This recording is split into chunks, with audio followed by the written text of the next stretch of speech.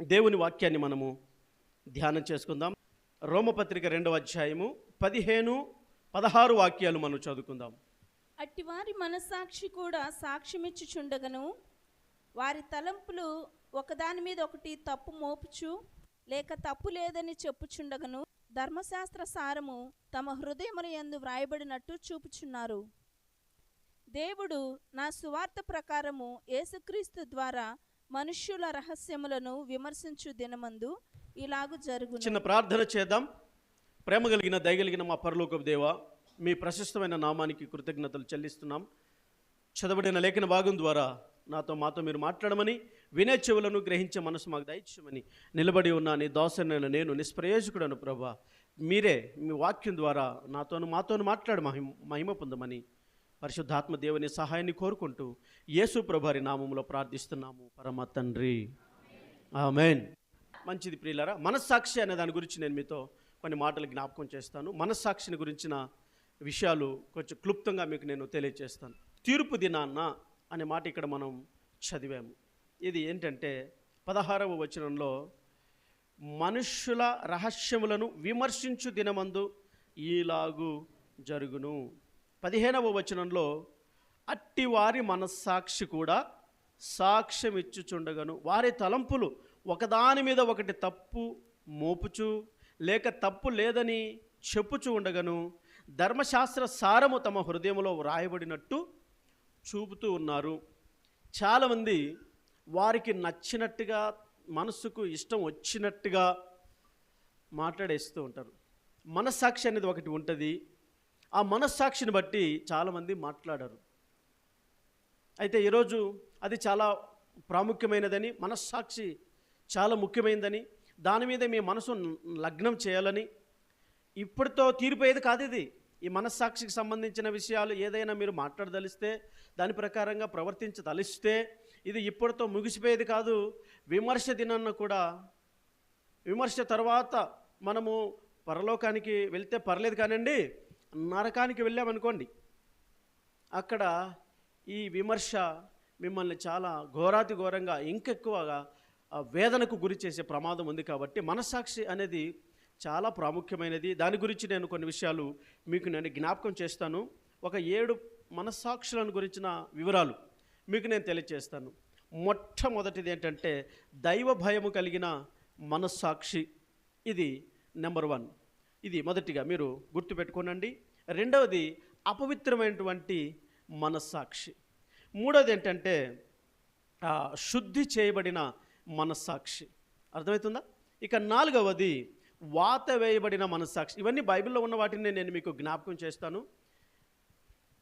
ఒక అవగాహన, మనకు మనస్సాక్షి దాని మీద ఒక మంచి అవగాహన కలిగి ఉంటే నిత్య నరకాగ్ని గుండము నుంచి మనము తప్పించుకునే అవకాశం, దేవుడు చేసిన ఈ రక్షణ కార్యాన్ని మీరు సద్వినియోగం చేసుకునే అవకాశం, మోక్ష రాజ్యానికి అనగా పరలోక రాజ్యానికి మీరు నిరభ్యంతరంగా వెళ్ళగలిగే అవకాశం ఈ వాక్యం వినటం ద్వారా, దాన్ని గ్రహించడం ద్వారా మీకు కలుగుతుందన్న విషయాన్ని నేను మీకు జ్ఞాపకం చేస్తాను. 4వది ఏం చెప్పానండి? వాత వేయబడిన మనస్సాక్షి అని చెప్పాను. ఇక 5వది ఏంటంటే నిర్దోషమైన మనస్సాక్షి. రాసుకుంటున్నారా? గుర్తుపెట్టుకుంటున్నారా? రాసుకున్న వారు చాలా మంచివారు, రాసుకున్న వారు చాలా జ్ఞానం కలిగిన వారు, గుర్తుపెట్టుకునే వాళ్ళు ఇంకా విజ్ఞానం కలిగిన వారు. 6వది ఏంటంటే బలహీనమైన మనస్సాక్షి. 6వది. ఇక 7వది ఏంటంటే మంచి మనస్సాక్షి. ఈ 7 విషయాల గురించి నేను మీకు ఒక్కొక్కటిగా వివరించి చెప్పడానికి ప్రయత్నం చేస్తాను. ఎందుకు ఇవన్నీ పూర్తిగా ముందే చెప్పానంటే మీకంటూ ఒక అవగాహన, ఈ మాట చెబుతుండగానే కొన్ని మీ మైండ్లో తిరుగుతూ ఉంటాయి. అంటే దేవుడు మిమ్మల్ని కొన్ని ప్రేరేపిస్తూ ఉంటాడు. కొంచెం మీ ఆలోచనలను కొంచెం పక్కన పెట్టి నేను చెప్తున్న కొన్ని ఆలోచనలను మీ మనసులోకి తీసుకోనండి. వాక్యం చెప్పేటప్పుడు వినేవారు కొంచెం తొందరపడుతూ ఉంటారు. వింటే వివరం అనేది అర్థమవుతుంది, వినకపోతే వివరం అనేది అర్థం అవ్వదు. కాబట్టి మీరు తొందరపడకుండా జాగ్రత్తగా ఈ మాటలన్నీ వినవలసిందిగా నేను మీకు మనవి చేస్తున్నాను. ఎవరైతే దైవ భయము కలిగిన మనస్సాక్షి కలిగి ఉంటారో వారిని మనస్సాక్షి ఎప్పుడు గద్దిస్తూ ఉంటుంది. దైవ భయం కలిగిన మనస్సాక్షి కలిగిన వారిని వారి మనస్సాక్షి గద్దిస్తూ ఉంటుంది. కొరింథీయులకు రాసిన పత్రికలో అపోస్తలుడైన పౌలు గారు ఒక వాక్యాన్ని చెప్పారండి. 2వ కొరింథీ పత్రిక 5వ అధ్యాయం 11వ వాక్య భాగాన్ని మనం చదువుకుందాము. కావున మేము ప్రభు విషయమైన భయము నెరిగి మనుషులను ప్రేరేపించుచున్నాము, మేము దేవునికి ప్రత్యక్షపరచబడిన వారము, మీ మనస్సాక్షులకు కూడా ప్రత్యక్షపరచబడి ఉన్నాము. కొరింథీ సంఘానికి ఉద్దేశించి పౌలు గారు ఈ మాటలు జ్ఞాపకం చేస్తూ ఉన్నారు. ఏమండి, దైవ భయము కలిగిన వారము మేము అని ఒక మాటలో పౌలు గారు చెబుతూ ఉన్నారు. మేము ఏదైనా ప్రవర్తిస్తే మనస్సాక్షిని బట్టి మేము ప్రవర్తిస్తామండి అని పౌలు గారు ఆ కొరింథీ సంఘానికి తెలియచేస్తున్నారు. మీరైనా నేనైనా, చిన్న సంఘం వారైనా పెద్ద సంఘం వారైనా, దేవుని నమ్మిన ప్రతి ఒక్కరు కూడా మనస్సాక్షిని బట్టి భయపడాలి. దైవ భయము కలిగిన వారు మనస్సాక్షికి అనుగుణంగా ప్రవర్తించాలి. హల్లెలూయా.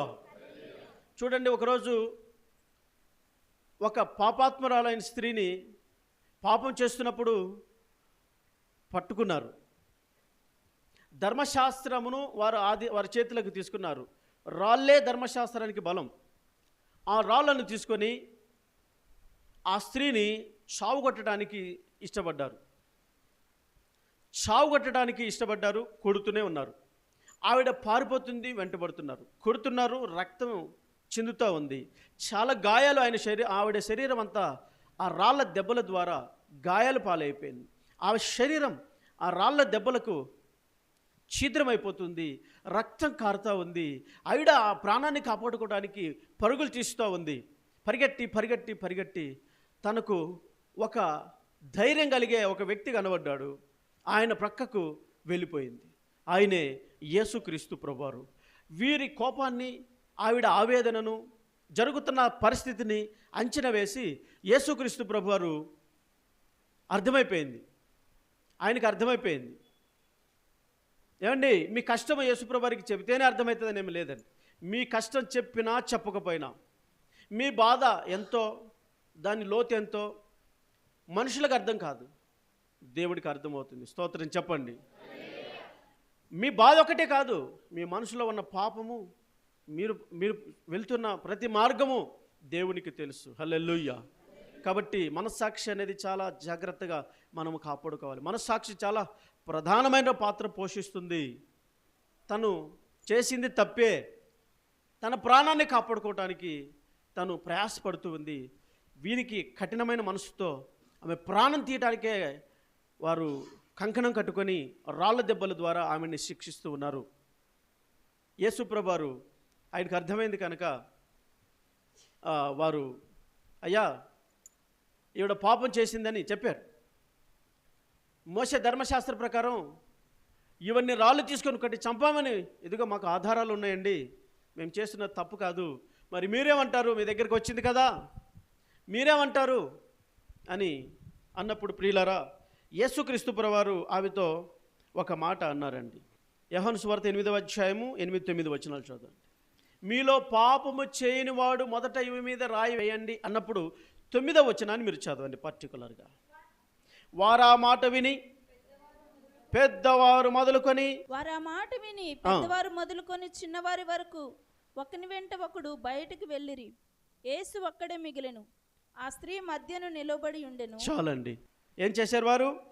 వారి మనస్సాక్షి ఏం చేసిందంటే వారిని గద్దించిందండి. వారిని మనస్సాక్షి చేత వారు గద్దించబడిన వారై, అంటే వారిలో ఏముందండి? ధర్మశాస్త్రం వారికి తెలుసు. అంటే ధర్మశాస్త్రంలో పాపము చేస్తున్న వారిని రాళ్ళతో కొట్టి చంపాలని, అంటే వారు ధర్మశాస్త్రంలో లోపలికి వెళ్ళారు. వారు ధర్మశాస్త్రం లోపలికి వెళ్ళారు. వారికి ధర్మశాస్త్రం తెలుసు. అంటే వారు దైవ భయం కలిగిన వారు. ఆ రాళ్ళు చేతులు పట్టుకున్న వారు పిల్లలు ఉన్నారు, పెద్దవారు ఉన్నారు. పెద్దవారు మొదలుకొని చిన్నవారి వరకు. పెద్దవారు చిన్నవారిని చెడగొడుతున్నట్టే బాగు చేస్తున్నట్టే చెప్పండి, వారి చేతి కూడా రాళ్ళు ఇచ్చారు. వారు కూడా మంచి చెడేదో మీరు గ్రహించిన వారే ఉండాలి. హల్లెలూయా. యేసుప్రభువారు ఏమన్నారు? మీలో తప్పు చేయని వారు ఎవరైనా ఉంటే రాయి వేయండి అని అన్నారు. అంటే వారి మనస్సాక్షి ఏమనిపించిందంటే, ఈ వాక్యం ద్వారా వారి మనస్సాక్షి కళ్ళు తెరిపించింది. మేము కూడా తప్పు చేసిన వారమే. అయ్యో, మాలో తప్పులు పెట్టుకొని ఆ స్త్రీలో ఉన్న తప్పులను పట్టేవేంటి అని వారు గద్దింపబడి వెళ్ళిపోయారు, వాపసు వెళ్ళిపోయారు. కనుక ప్రియులారా, వారేంటి నాకు చెప్పేది, వీరేంటి నన్ను హెచ్చరించేది అని ఎప్పుడు వారిని గురించి వీరి గురించి కాదు. మీకంటూ ఒక మనస్సాక్షి ఉంది. మీరు దైవ భయము కలిగిన వారు. ఎవరైనా మీరు చేస్తున్న దానిని ఇది తప్పు అని అన్నప్పుడు అంతటితో దానిని వదిలేయటం మంచిది, ముందుకు వెళ్తే మీకే ప్రమాదం.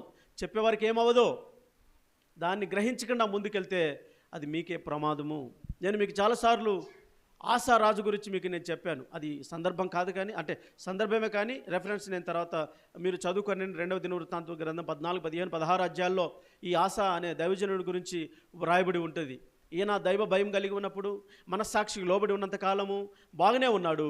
ఎప్పుడైతే అతని మనసు ప్రేరేపించబడి సిరియా రాజుతో స్నేహం చేసినప్పుడు దీర్ఘదర్శి అయిన ఆనాని ఒక దైవసేవకుడు వచ్చి నువ్వు చేస్తున్నది తప్పు అని చెబితే ఆయన మనస్సాక్షి చేత గద్దింపబడలేదు.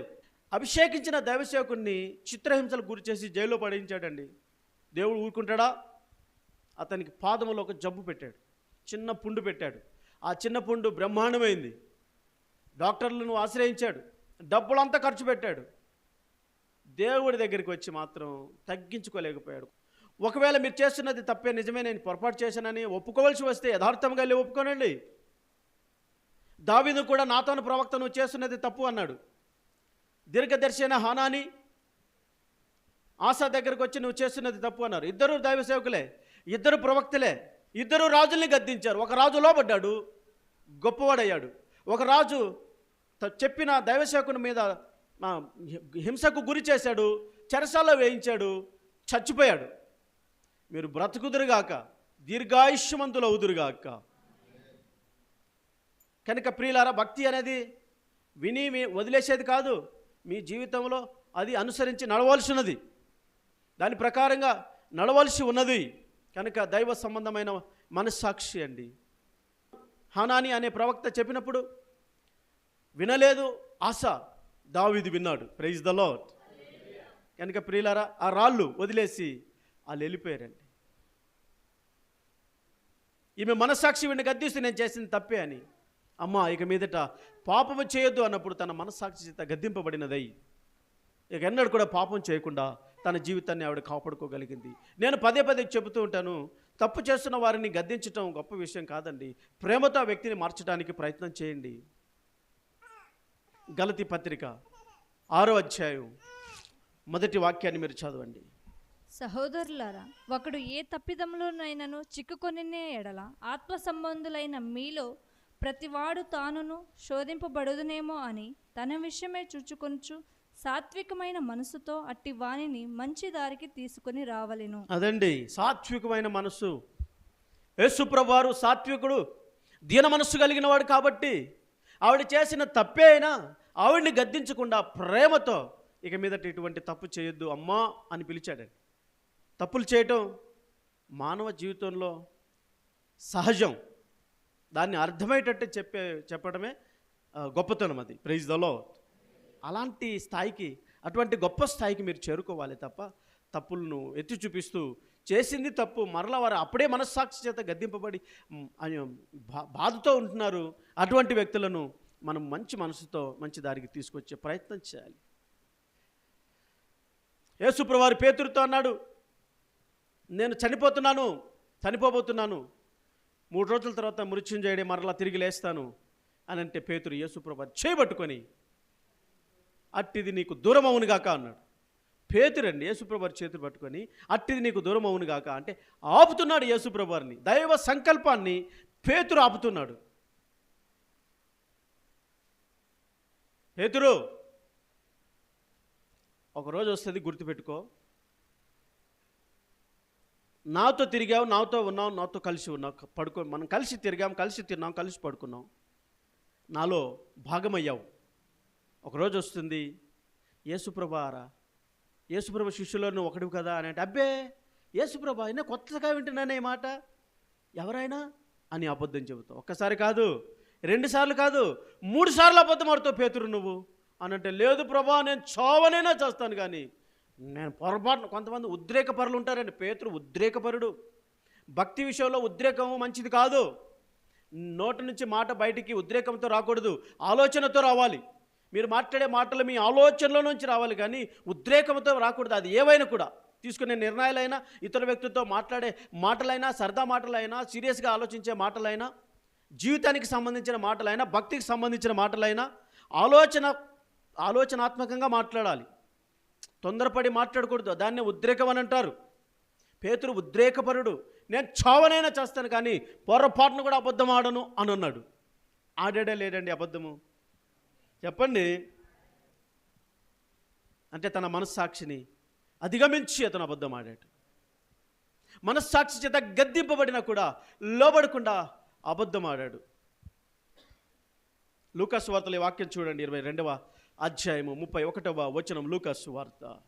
సీమోను సీమోను, ఇదిగో సాతాను మిమ్మను పట్టి గోధుమల వలె చల్లించుటకు మిమ్మను కోరుకొనెను గాని నీ నమ్మిక తప్పిపోకుండానట్లు నేను నీ కొరకు వేడుకొంటిని. నీ మనస్సు తిరిగిన తర్వాత నీ సహోదరులను స్థిరపరచమని చెప్పెను. అయ్యా, నిన్ను సాతాను అంటే నీ మనస్సాక్షి గద్దించినా కూడా లోబడకుండా ఎందుకు ఈ పని చేసావంటే సాతాను నిన్ను చెరపట్టాలని చూసిందయ్యా. మంచివారు కావాలండి సాతానుకు.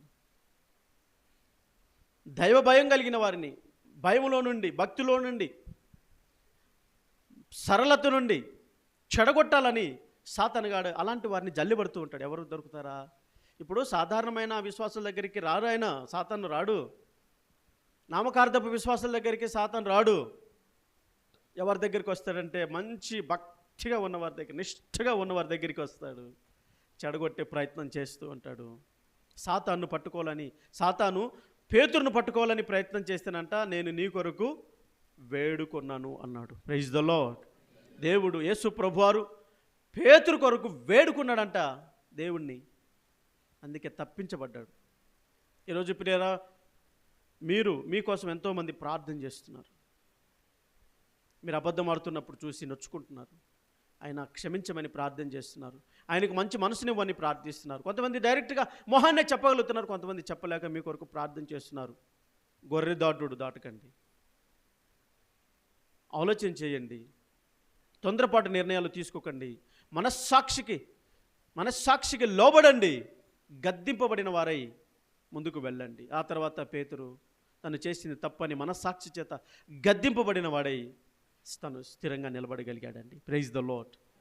అలాగే ముందుకైనా వెళ్ళింటే యేసుప్రభువే పేతురు గురించి వేడుకోకపోయి ఉంటే పరిస్థితి ఏ విధంగా ఉండేదో మీరు అర్థం చేసుకోనండి. ఈ బండ మీద నా సంఘమును కడతానని ప్రామిస్ చేశాడు పేతురుకు దేవుడు. అటువంటి వాడిని పట్టుకున్నదండి. అంటే కీలకమైన వ్యక్తిని సాతానుగాడు పట్టుకున్నాడు. మీరు మీ కుటుంబంలో కీలకమైన ప్రార్థన పరులై ఉండవచ్చు. మీ బంధువులలో మీరు కీలకమైన సభ్యులే ఉండవచ్చు. ఇప్పుడు మీరు వెళ్తున్న మందిరంలో కీలకమైన సభ్యులు కావచ్చు, మంచి ప్రార్థన పరులు, వాక్యం తెలిసిన వారు కావచ్చు. మీలాంటి వారు జాగ్రత్తగా ఉండాలి, చాలా జాగ్రత్తగా ఉండాలి. ఎంత జాగ్రత్త లేకపోతే సాతాను మిమ్మల్ని పట్టుకొని జల్లిబట్టే అవకాశం ఉంది కనుక నేను ఈ మాటలు మీకు జ్ఞాపకం చేస్తున్నాను. ఒకటి. రెండవది ఏంటంటే ప్రియులారా, అపవిత్రమైనటువంటి మనస్సాక్షి అండి. ఏమండి, దేవుని బిడ్డలు అనబడిన వారందరూ పైకి చాలా మంచివారుగా, పవిత్రులుగా కనబడతారండి. ఎవరి మనసు ఏ విధంగా ఉంటుందో ఆ మనస్సాక్షిగా తెలుస్తుంది, కానీ ఆ మనిషికి తెలుస్తుంది, ఆ మనస్సాక్షికి తెలుస్తుంది, కానీ ఎవరికీ తెలియదు. పైకి మాత్రం ముఖంలో నవ్వు, చేతిలో బైబిలు, నడకలో నిదానము కనబరుస్తారు. ఆ విధంగా చాలా మంచివారిలాగా కనబడతారు. మనస్సు అపవిత్రమైనపోయి ఉంటుంది. దాన్ని ఎవ్వరు గుర్తించలేరు, దాన్ని ఎవ్వరు పసిగట్టడం ఎవరి వల్ల కాదండి. కొరింథీయులకు రాసిన పత్రికలో ఈ వాక్యాన్ని నేను మీకు జ్ఞాపకం చేస్తాను చూడండి. మొదటి కొరింథీయులకు రాసిన పత్రిక 2వ అధ్యాయము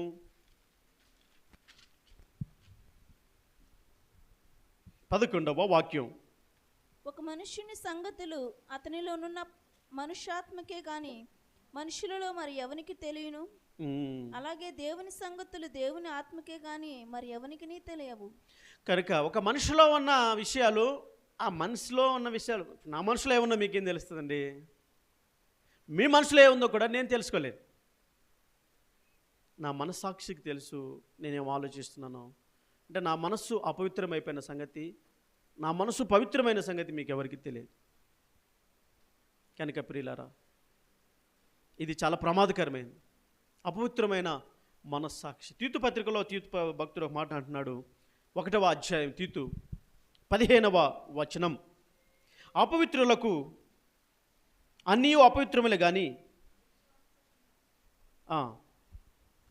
పవిత్రులకు అన్ని పవిత్రములే కానీ అపవిత్రులకును అవిశ్వాసులకును ఏది పవిత్రము కాదు. వారి మనస్సును వారి మనస్సాక్షియు అపవిత్రపరచబడి ఉన్నవి. కనుక ప్రియులారా, అపవిత్రపరచబడిన మనస్సాక్షి వీరు ఎలా ఉంటారంటే దేన్ని లెక్క చేయరు, ఎవరిని కూడా లెక్క చేయరు. వారికి సేవకుడు అంటే గౌరవం లేదు, సంఘ పెద్దలంటే విలువ లేదు, చర్చి అంటే, బైబిల్ అంటే, ప్రార్థన అంటే అస్సలు లెక్క చేయరు అనమాట. ఎందుకంటే వారి మనస్సాక్షి అపవిత్రపరచబడింది. వారిని మంచి దారికి తీసుకురావడం అనేది చాలా కష్టం అండి. రోమీయులకు రాసిన పత్రిక 1వ అధ్యాయం 28వ వచనాన్ని మనం చదువుకుందాం. రోమా పత్రిక 1:28. మరియు వారు తమ మనస్సులో దేవునికి చోటియనొల్లకపోయిరు గనుక చేయరాని కార్యములు చేయుటకు దేవుడు భ్రష్ట మనసుకు వారిని అప్పగించాడు. అంతే కదండి. ఇక లోబడరు, వారు ఎంతకీ లోబడరు, దేనికి లోబడరు, ఎవరిని లెక్క చేయరు. అటువంటి వారిని దేవుడు ఏం చేస్తారంట? భ్రష్ట మనసుకు అప్పగించేస్తారు. అందుకే వారు భ్రష్టులుగానే ఉంటారు. ఇంత కూడా మానవత్వం ఉండదు, ఇంత కూడా దైవత్వం ఉండదు. అపవిత్రమైన మనస్సాక్షి కలిగిన వారు దేవునికి, వాక్యానికి, దైవసేవకులకు, దేవుని చట్టానికి, నియమాలకు ఏ మాత్రము లోబడరు. అంతే. చర్చి మాత్రం మానరు. తాగో తూగో ఊగో వచ్చేస్తారు అంతే. మనసు ఎలానో ఉండనివ్వండి, బల్ల అయితే తీసుకుంటారు. మానకుండా ప్రార్థనకు మాత్రం వస్తారు.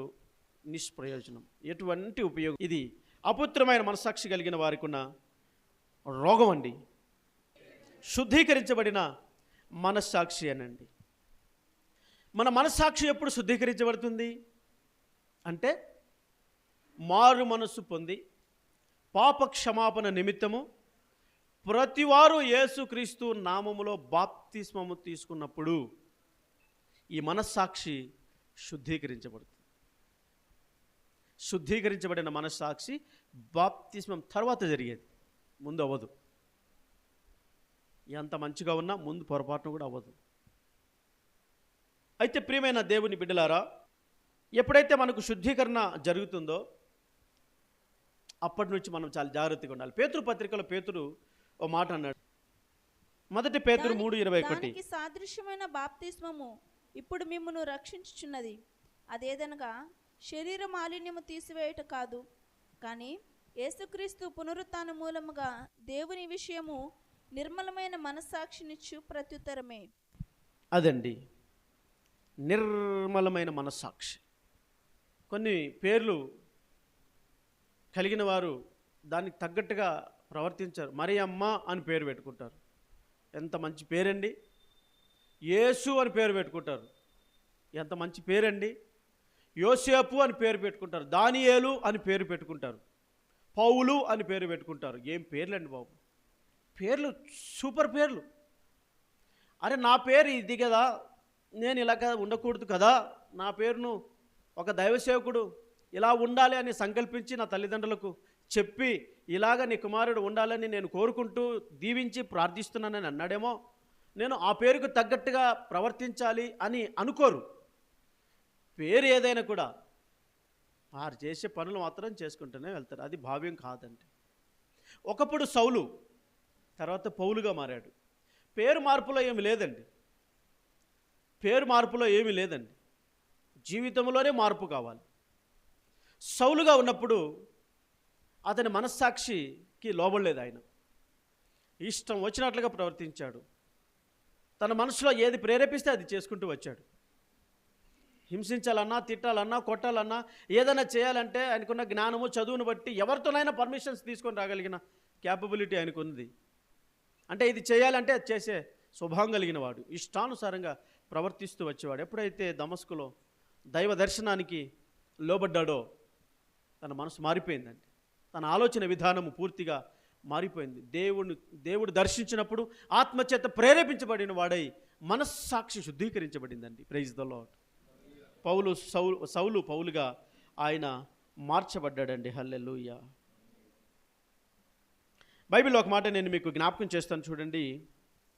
హెబ్రీయులకు రాసిన పత్రిక 9వ అధ్యాయము 14వ వచనము. నిత్యుడగు ఆత్మ ద్వారా తన్ను తాను దేవునికి నిర్దోషినిగా అర్పించుకొనిన క్రీస్తు యేసు యొక్క రక్తం నిర్జీవ క్రియలను విడిచి జీవము గల దేవుని సేవించు. నిర్జీవ క్రియలను పనికి మాలిన వాటిని విడిచిపెట్టి జీవము గల దేవుని సేవించుటకు మీ మనస్సాక్షిని ఎంతో ఎక్కువగా శుద్ధి చేయును. హల్లెలూయా. ఏమండి, ఇక తన మనస్సు చేత గద్దించబడి నిర్మలమైన మనసాక్షి కలివాడుగా మార్చబడ్డాడు. సౌలుగా ఉన్నప్పుడు పౌలుగా మారాడు. మారిన తర్వాత ఆయన మనస్సాక్షికి లోబడి ప్రవర్తించాడండి. Praise the lord. కల్మషం లేకుండా ఆయన జీవితాన్ని ముగించుకున్నాడు.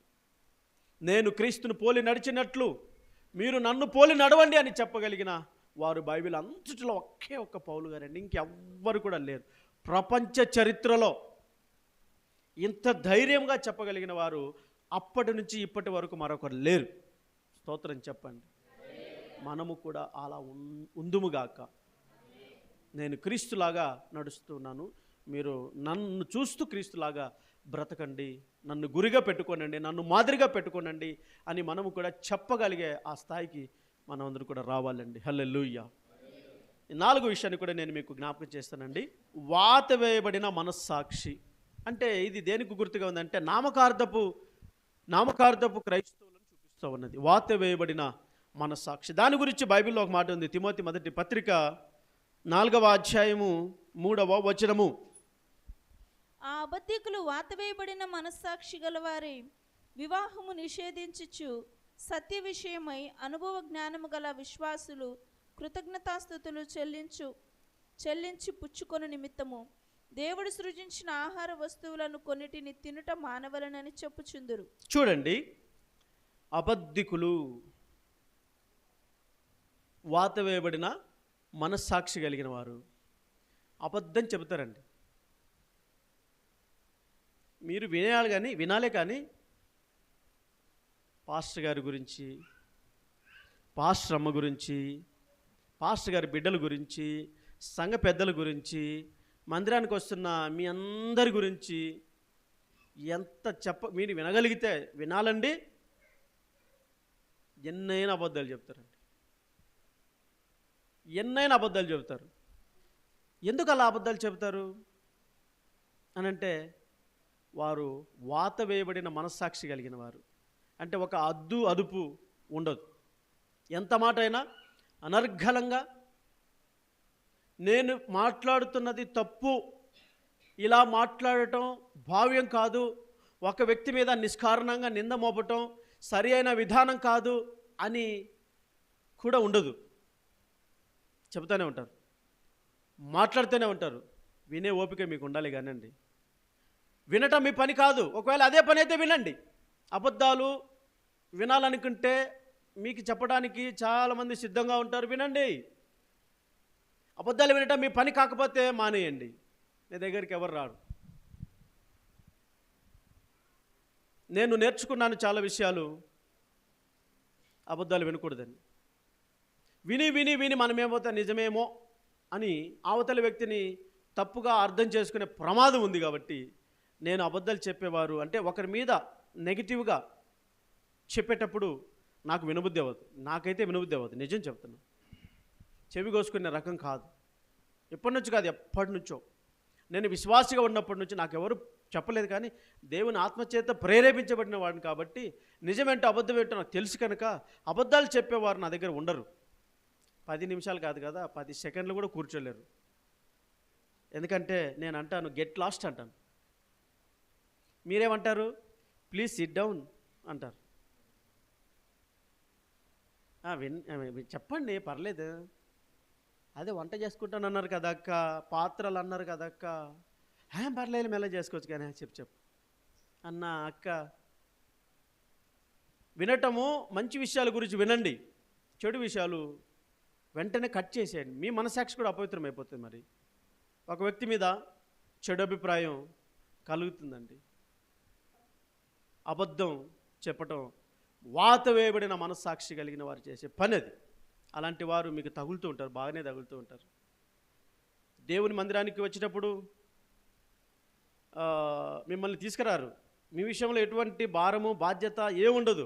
మీరు మందిరానికి వచ్చిన తర్వాత ఎలా నిన్ను చెడగొట్టాలనే చూస్తుంటారు, కానీ మిమ్మల్ని ఏ విధంగా బలపరచాలని చూసేవారు చాలా తక్కువ మంది ఉంటారండి. మీలాంటి వారు కొంతమంది బంగారు తల్లులు, బంగారు తండ్రుల్లాగా ఎక్కడో కొంతమంది కనబడతారండి. మిమ్మల్ని బాగు చేయాలని మంచి స్థాయిలో ఇంకా మీ విశ్వాసాన్ని బలపరచడానికి మంచి మాటలు చెప్పేవారు ఇగో మీలాంటి బంగారం కలిగిన కొంతమంది ఉంటారండి. అలాంటి వారి ద్వారానే సంఘాలు నడుస్తాయి. అలాంటి వారి ద్వారానే దేవుని పరిచర్య ముందుకు వెళ్తుందండి. హల్లెలూయా. ఇది కదా. కాబట్టి ప్రియులారా, వాత వేయబడే మనస్సాక్షి ఎవరంటే బాగా అబద్ధాలు చెప్పేవారు. ఈ అబద్ధం చెప్పడం ద్వారా ఒక మనిషిని మనము బాధ పెట్టిన వారం అవుతాం. అది నిజమైతే మాట్లాడవచ్చు, కానీ అబద్ధాన్ని నిజంగా చెప్పటం, మీలో ఎవరైనా అటువంటి భావం కలిగిన వారు ఉంటే దయచేసి చేతులు జోడించి, మీకు మంచిది కాదని చెప్తున్నాను. అవతల వ్యక్తులకి ఏమవ్వదు. మీరు శాపనార్థాలు పెట్టినా, అబద్ధాలు చెప్పినా, బండరాళ్ళు వేసినా, గుండురాళ్ళు వేసినా, ఏమైనా ఇవ్వండి, వారికి ఏం అవ్వదండి. ఒకరోజు మీరు ఇబ్బందులు పడాల్సి వస్తుంది. దేవుని కోపం మీ మీద రగులుకుంటే దేవుని కోపం ఎదుట మీరు నిలబడలేరు. యథార్థవంతులను, నీతి కలిగిన వారిని, భక్తి కలిగిన వారిని, మంచి సాక్ష్యం కలిగిన వారిపైన అబండాలు మోపటం ఎంత మాత్రం భావ్యం కాదు. అక్కడక్కడ మీకు కొంతమంది తగులుతూ ఉంటారండి. మీ గురించి వాళ్ళకి, వాళ్ళ గురించి మీకు, మీ గురించి నాకు, నా గురించి వాళ్ళకి చెప్పే పనికిమాలిన బ్యాచ్ కొంతమంది ఉంటారు. వారి విషయంలో వారిని మీరు ఎలా భావించాలంటే, వీరు వాత వేయబడిన మనస్సాక్షి కలిగిన వారు. అంటే ఎన్ని వాతలు పెట్టినా, ఎన్ని దెబ్బలు తగిలినా, ఎన్ని మొట్టికాయలు పడ్డా, వారి జీవితంలో ఎంత నష్టం కలిగినా లెక్క చేయరు. వాత వేయబడ్డం అంటే అదేనమాట, లెక్క చేయరు. ఆయన చెప్తూనే ఉంటారు. ఆయన అబద్ధాలు చెప్పటం వారి జీవితంలో వాడుక, అంతే.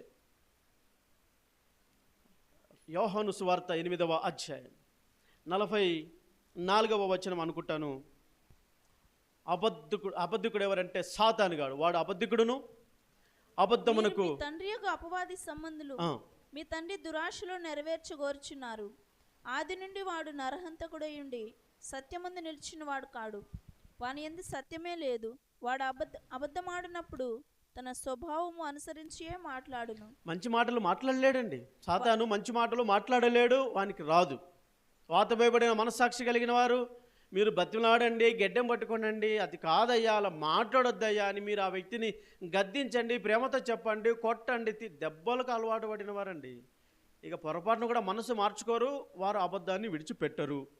ఇతరులపైన నిందలు మోపటం అనేది ఆపరు. మీరే జాగ్రత్తగా ఉండాలి. చూడండి, మరిగా వారిని ఆపటం ఎవరి వల్ల కాదు. మీరే మౌనంగా తప్పుకొని వెళ్ళిపోవటం మంచిది. 5వ విషయాన్ని కూడా జ్ఞాపకం చేస్తే, నేను చెప్పాను నిర్దోషమైన మనస్సాక్షి కలిగిన వారు. ప్రియులారా, ఇది ఖచ్చితంగా మనందరం ఫాలో చేయాల్సిందే. మన మనస్సాక్షి ఎల్లప్పుడూ నిర్దోషమైనదిగా ఉండే విధంగా మనం చూసుకోవాలి. అపోస్తల కార్యముల గ్రంథం 24వ అధ్యాయం 16వ వచనాన్ని మనం చదువుకుందాం. ఈ విధమైన నేనును దేవుని ఎడలను మనుషుల ఎడలను ఎల్లప్పుడూ నా మనస్సాక్షి నిర్దోషమైనదిగా ఉండునట్లు అభ్యాసము చేసుకొనుచున్నాను అని అంటున్నాడండి. Praise the lord. ప్రియులారా, ఒక దైవ సేవకుడు ఏ మాట అంటే, అభ్యాసం చేసుకోవటం అంటే నేను నేర్చుకుంటున్నాను. ఏం నేర్చుకుంటున్నారు? తన మనస్సాక్షి నిర్దోషమైనదిగా చూసుకోవటానికి ఎలా నా మనసును నేను నిర్దోషమైనదిగా పెట్టుకోవాలి అని నేర్చుకుంటున్నాడంట. ఇంకా ప్రియుల, ఒక దైవ సేవకుడే నేను అభ్యాసం చేసుకుంటున్నాను నా మనస్సాక్షిని కల్మషం లేకుండా చూసుకోవడానికి, నిర్దోషమైనదిగా ఉంచుకోవడానికి అన్నప్పుడు మనము దేవుని బిడ్డలముగా మనము ఇంకెంత అభ్యాసం చేయాలి, ఇంకెంతో నేర్చుకోవాలి. మనము హల్లెలూయా, చాలా మనము నేర్చుకోవాలి. మీ మనస్సాక్షి నిర్దోషమైనదిగా అంటే ఏ దోషము మీ మనసుకు కూడా ఇది తప్పు అన్నట్టుగా, నువ్వు చేస్తున్నది తప్పు అని నీ మనస్సు కూడా నిన్ను గద్దించకుండా ఉండే అంత నిర్దోషమైన వారుగా ఉండాలండి. Praise the lord. ప్రియులారా, యేసుక్రీస్తు ప్రభువారు నిర్దోషమైన గొర్రెపిల్ల వలె ఆయన మన కొరకే తన ప్రాణాన్ని పెట్టాడు. యేసుప్రభువులో ఏ దోషం లేదండి, ఏ తప్పు చేయలేదండి. నాలో పాపం ఉందని మీలో ఎవరు స్థాపించగలరంటే ఎవరు స్థాపించలేకపోయారు. అబద్ధాలతో యేసుప్రభువారిని సిలువకేశారు, అబద్ధాలతో యేసుప్రభువారిని శిక్షించారు.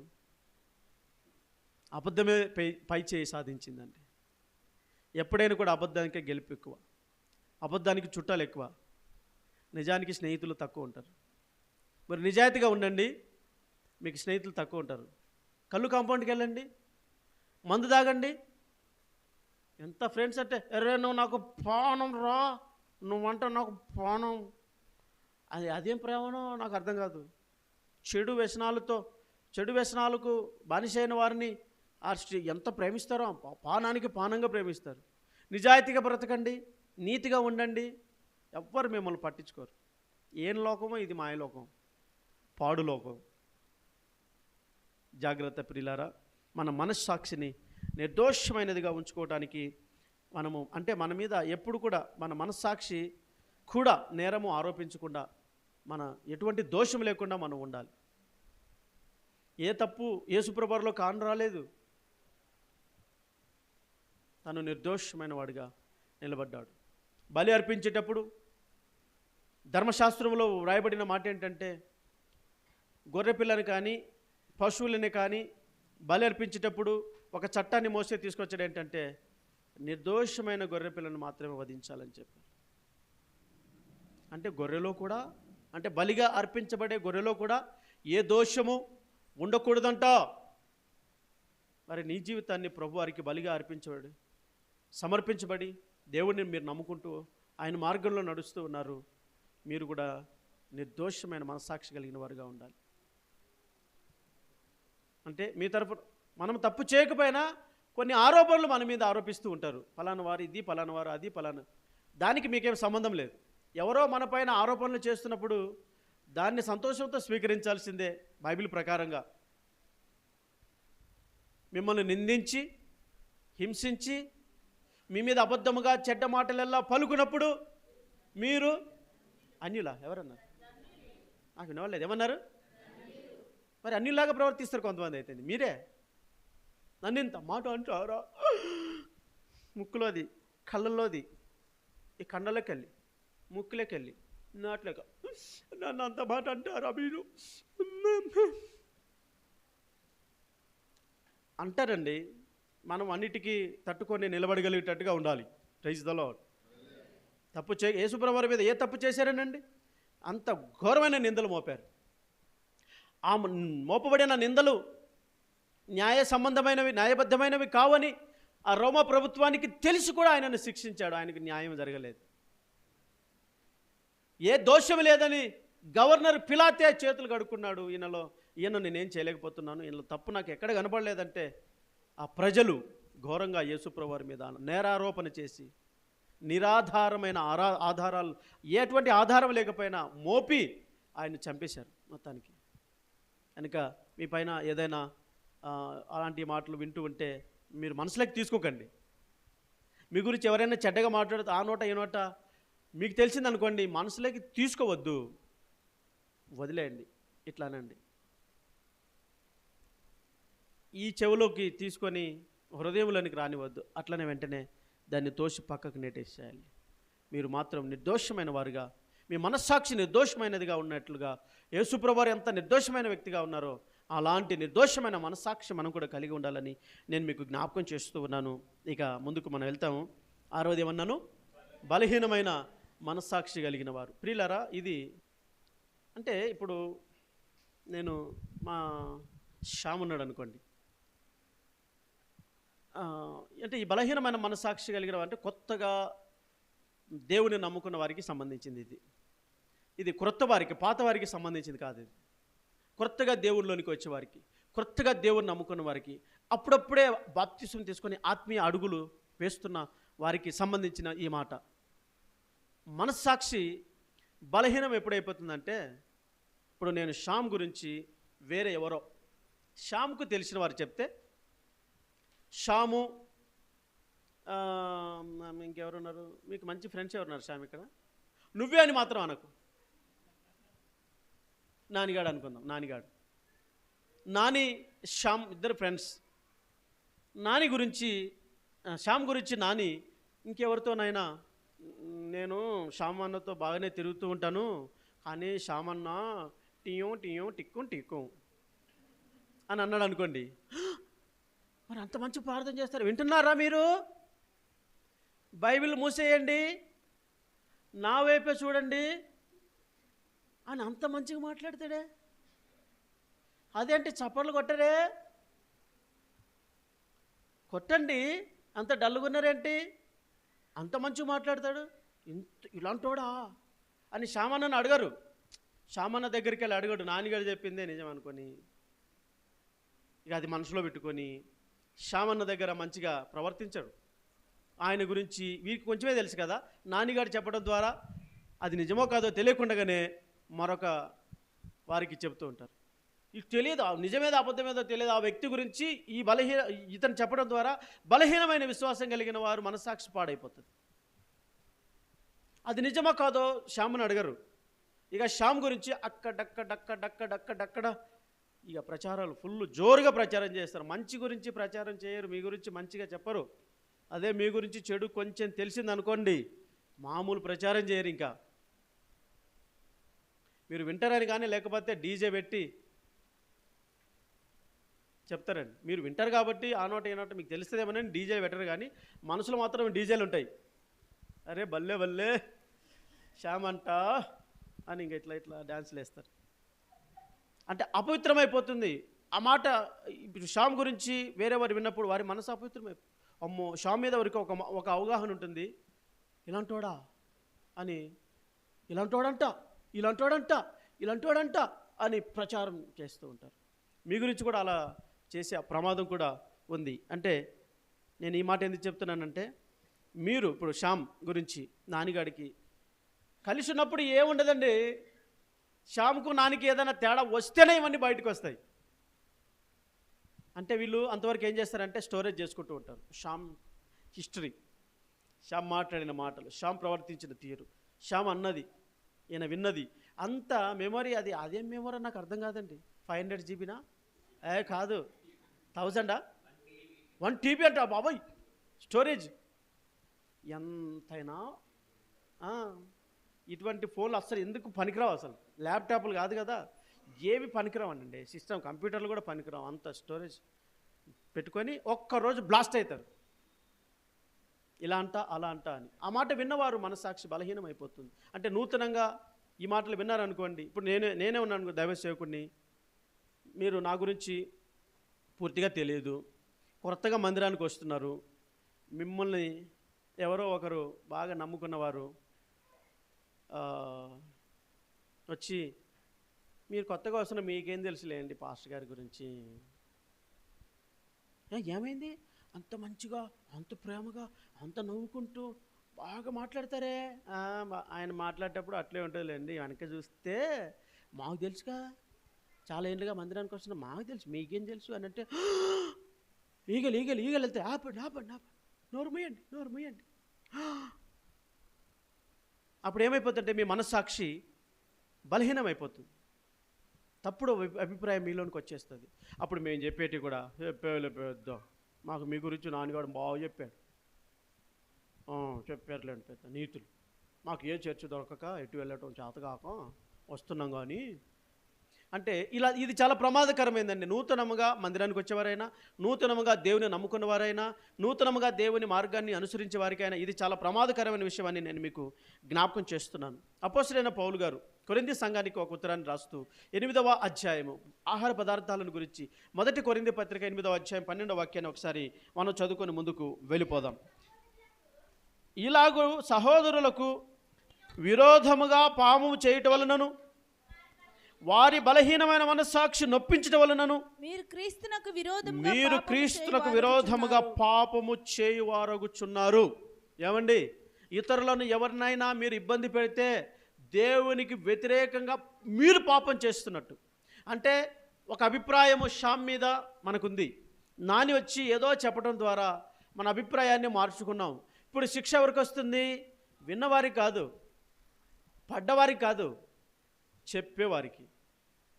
శ్యామ్ గురించి నాని ఏదైనా తేడాగా చెబితే అపార్థం చేసుకోవటం ద్వారా దేవుని మనస్సు గాయమవుతుంది, శిక్ష వీడికి వస్తుంది.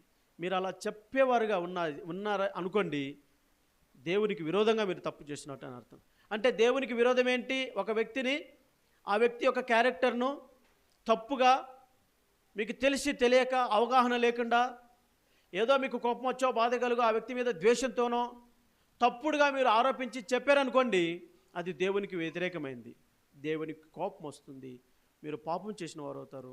మరి పాపానికి పర్యవసానం కూడా ఉంటుంది కదండి. జాగ్రత్తగా ఉండాలి. ఎవ్వరి గురించి కూడా మీకు అవగాహన లేకపోతే నోరు మూసుకొని కూర్చోండి.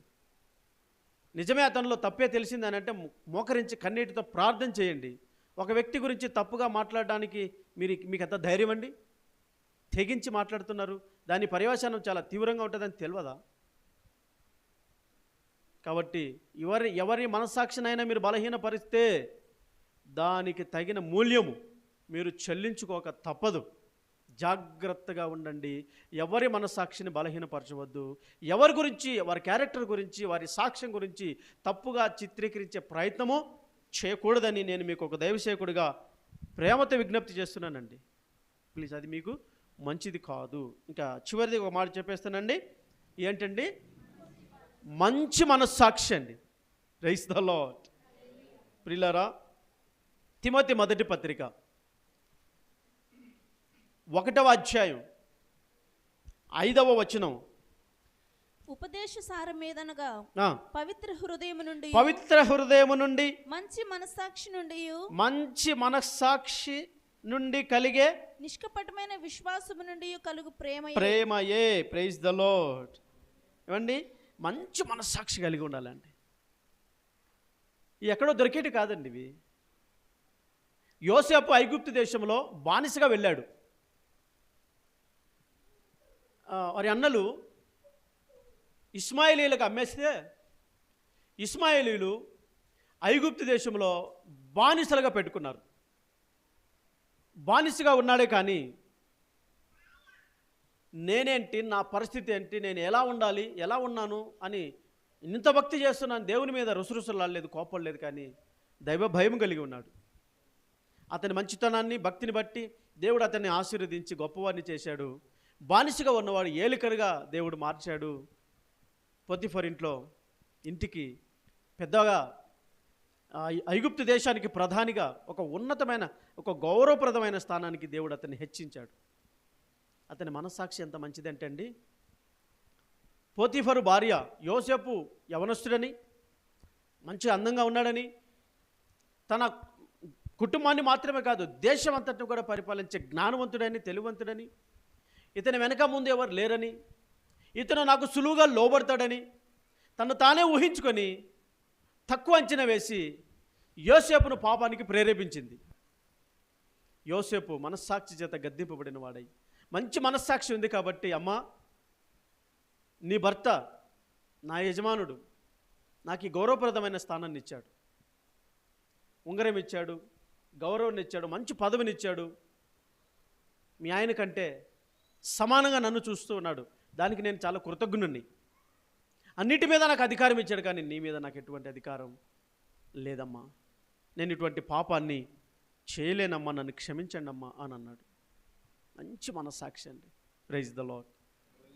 ఏదైనా మీకు బస్సులో పోతుంటేనో, రోడ్డు మీద వెళ్తుంటేనో, ఎంతో ఏదైనా బంగారమో లేట ఏదో వస్తువో, ఫోనో, అదేదో దొరికిందనుకోండి, మీ మనస్సాక్షి కల్మషం అవ్వకూడదు. దానికి సంబంధించింది ఎవరో తీసుకెళ్ళి వాళ్ళకి ఇవ్వండి. అది మంచి మనస్సాక్షి కలిగి ఉన్నటువంటి. ఫోన్ దొరికింది అనుకోండి, దాన్ని ఏ విధంగానే మనం లాక్ ఓపెన్ చేయొచ్చు. దానికి కాల్స్ ఉంటాయి, ఎవరికో ఒకరికి కాల్ చేసి, ఫోన్ పోతే ఎట్లుంటుందండి? బైబిల్ పోయినా బాధపడరు, బంగారమైన కూడా బాధపడరండి. నేను చెప్తాను, ఫోన్ పోతే మాత్రం ఆ ఫోన్ దుంపదేగా, ఆ జీవితాన్ని ఎంత మార్చేసిందండి ఫోను. కాబట్టి ప్రియులారా, మీకు అలా ఏదైనా కనిపిస్తే, దొరికితే మంచి మనస్సాక్షితో దాన్ని ఎవరిదో వారికి ఇచ్చేస్తే మీరు మంచి మనస్సాక్షి కలిగిన వారు. ఎవరిది అన్యాయంగా మనకు ఏది అక్కర్లేదు, మన దగ్గర ఉండదండి. అన్యాయంగా తీసుకుంటే దానికి 4 గింతలు నేను చెల్లిస్తాను అని చెప్పాడు ఒక వ్యక్తి. ఎవరైనా కొట్టాడా? ఎట్లా అనొద్దు. పొట్టి జక్కయ్య, నేను 4 గింతలు చెల్లిస్తానన్నాడు. ఇప్పుడే ఒకవేళ మీ మనస్సాక్షి చేత మీరు గద్దించబడిన వారైతే, మీది కాంది ఎవరిదైనా మరొకరి మీ దగ్గర ఉంటే ప్రత్యక్షంగా కానీ పరోక్షంగా కానీ వాపస్ ఇచ్చేయండి. 4 రెట్లు కలిపి ఇచ్చేసేయండి. మీరు దీవించబడతారు. లేకపోతే మీకు రోగాలు, జబ్బులు, అనారోగ్యం అనుకునే జరగకపోవటం ఇవన్నీ నష్టాలు కలుగుతాయి. మీది కానిది మీ దగ్గర పెట్టుకోవద్దు. అన్యాయపు సొమ్ము మనకు అక్కర్లేదండి. మంచి మనస్సాక్షి కలిగిన వారైతే వాపస్ ఇచ్చేస్తారు. అమ్మా, నిన్ను మాత్రం నీపైన నాకు అధికారం లేదు. ఈ దేశం మీద, ఇంటి మీద, ఇంట్లో ఉన్న సమస్య మీద నాకు అధికారం ఉంది, కానీ నీ మీద నాకు అధికారం ఇవ్వలేదు నా యజమానుడు. నేను దీనికి దూరంగా ఉంటానని చెప్పి అతను బలవంతం చేసినా కూడా పారిపోయాడండి. బట్టలు వదిలించుకొనైనా వెళ్ళిపోయాడు, కానీ తన మనస్సాక్షిని అపవిత్రం చేసుకోలేదండి యోసేపు. అందుకే చరిత్రలో యోసేపు యేసుక్రీస్తు ప్రభువారికి సాదృశ్యంగా నిలబడ్డాడు. హల్లెలూయా. కనుక ప్రియులారా, ఈ 7 మనస్సాక్షులలో మీరు ఏ స్థాయిలో ఉన్నారో మీకు అర్థమైపోతే చెప్పేస్తుందండి. మీరు చెప్పండి. ఇక మొదటిగా, రెండవది, మూడవది, 4, 5, 6, 7 మంచి మనస్సాక్షి కలిగి వారిగా మిమ్మల్ని దేవుడు ఉంచునుగాక. ఆమేన్. God bless you. అంత చక్కగా విన్నారు. God bless you. ప్రార్థన చేద్దాం. అందరూ తలలు వంచి కళ్ళు మూసుకున్నాను.